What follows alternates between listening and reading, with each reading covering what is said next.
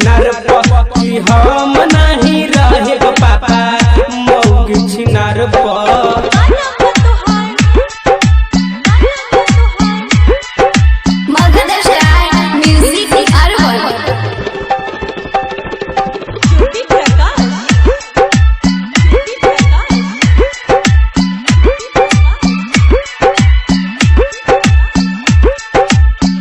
पहिले ही रात में धराइल एकर गलती घरवा की इज्जत पापा के करा से कहती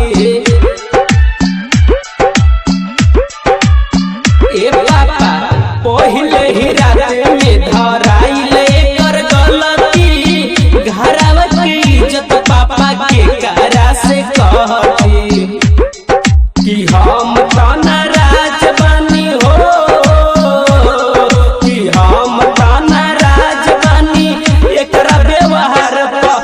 हम नहीं रहे पापा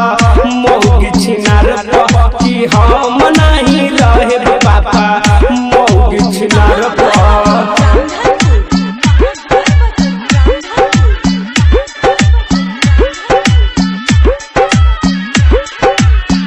भीतरी के बात पापा के तना बताए लगता कि बनल होई कुंवारे में माई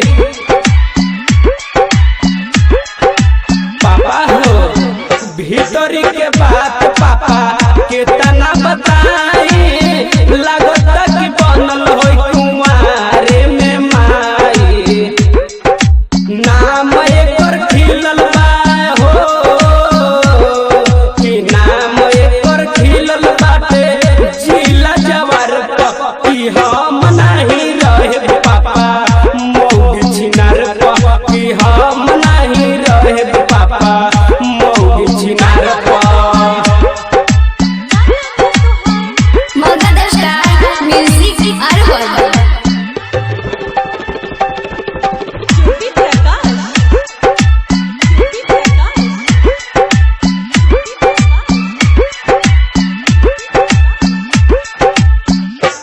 धरात बाड़ी बातें